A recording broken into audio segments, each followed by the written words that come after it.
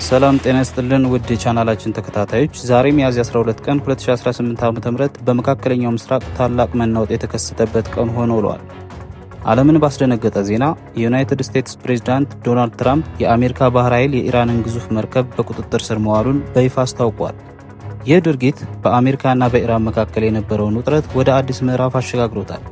መርከቧ የተያዘችው በአማን ባህረ ሰላጤ ላይ ሲሆን አሜሪካ ታውስካ የተባለችውን መርከብ ለማቆም የኃይል እርምጃ ለመውሰድ ተገዳለች። በዛሬው ልዩ ዝግጅታችን ይህ መርከብ እንዴት ተያዘ፣ በመርከቧ ውስጥ ምን አለ፣ ኢራን ምን አይነት የበቀል እርምጃ ልትወስድ ትችላለች የሚሉትንና ሌሎች ነጥቦችን በዝርዝር እንመለከታለን። አብራችሁን ቆዩ።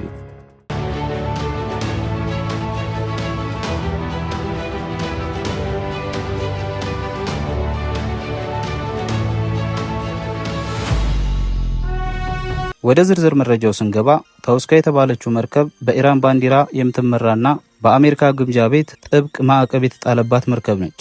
ፕሬዚዳንት ትራምፕ እንደገለጹት መርከቧ የአሜሪካን የባህር ላይ እገዳ ጥሳ ለመጓዝ ሙከራ አድርጋለች። የአሜሪካ ባህር ኃይል መርከቧን በራዳር ከተከታተለ በኋላ በኦማን ባህረ ሰላጤ ላይ ተደጋጋሚ ማስጠንቀቂያዎችን ሰጥቶ ነበር።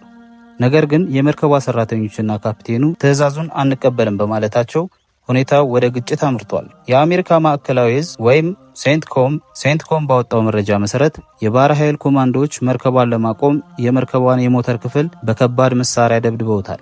በዚህም ምክንያት መርከቧ ከጥቅም ውጭ ሆና በባህር ላይ እንድትቆም ተደርጓል።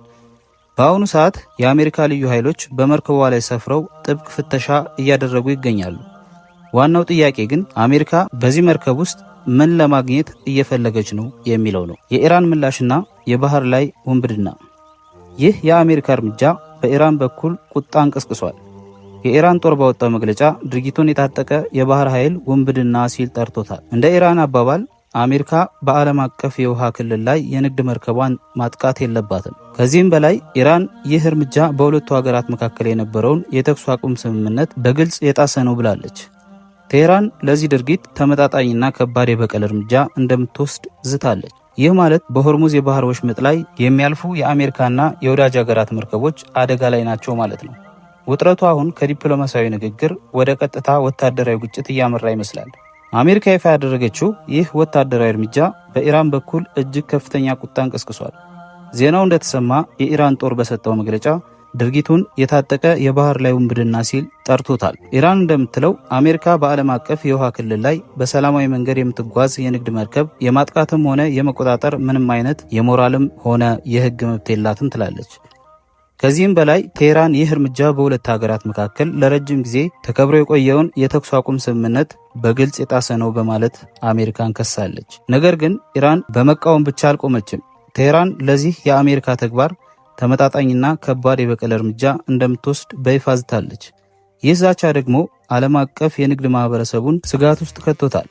ምክንያቱም በቀል ማለት በሆርሙዝ የባህር ወሽመጥ ላይ የሚያልፉ የአሜሪካና የወዳጅ ሀገራት መርከቦች ላይ ጥቃት ሊሰነዝር ይችላል ማለት ነው። ውጥረቱ አሁን በቃላት ጦርነት አልፎ ወደ ቀጥታ ወታደራዊ ግጭት እያመራ መሆኑን ግልጽ ማሳያ ነው። ስታኑ ድርድርና የትራምፕ ዲፕሎማሲ። የሚገርመው ነገር ግን ይሄ ነው።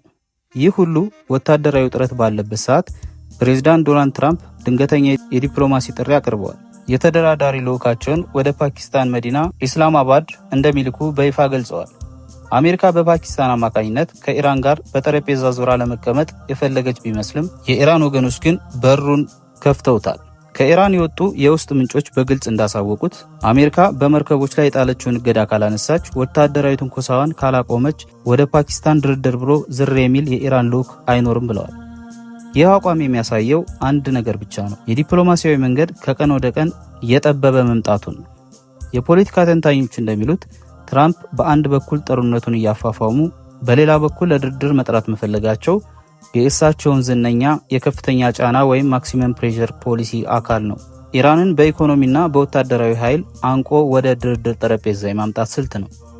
ነገር ግን ኢራን ለዚህ ጫና የምትንበረከክ ትመስላለች ወይንስ ቀጣይ እርምጃ የባሰ ጥፋት ይሆናል? ውድ ተመልካቾቻችን፣ የዛሬው ክስተት የመካከለኛው ምስራቅን ሰላም ጥያቄ ውስጥ ከቶታል። ታውስካ የተባለችውን መርከብ ፍተሻው ተጠናቆ ውጤቱ ሲታወቅ ምናልባትም አሜሪካ ተጨማሪ እርምጃዎችን ልትወስድ ትችላለች።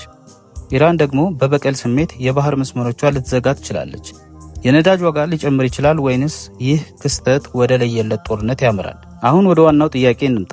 ዲፕሎማሲው ሲዘጋ የጦርነት ነጋሪው መጎሰሙ አይቀሬ ነው ወይ? የጂኦፖለቲካ ባለሙያዎች እንደሚሉት የዲፕሎማሲው በር መዘጋት ማለት ወታደራዊ አማራጮች ጠረጴዛው ላይ እንዲቀመጡ ያደርጋል። አሜሪካ ታውስካ የተባለችውን መርከብ በመምታት ያሳየችው ጡንቻ ኢራን ምላሽ ካልሰጠች እንደ ሽንፈት ይቆጠርባታል። በሌላ በኩል አሜሪካ ማዕቀቧ ሲጣስ ዝም ካለች ክብሯ ይነካል።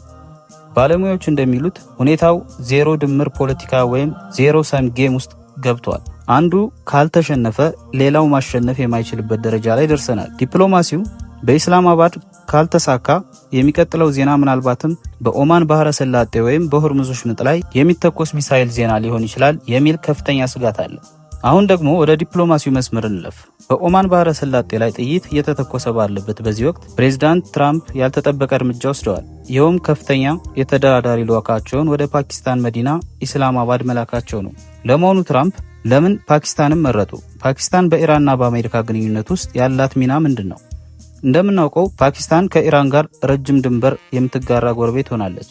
በሌላ በኩል ደግሞ ከአሜሪካ ጋር የቆየ ወታደራዊና ስልታዊ ግንኙነት አላት።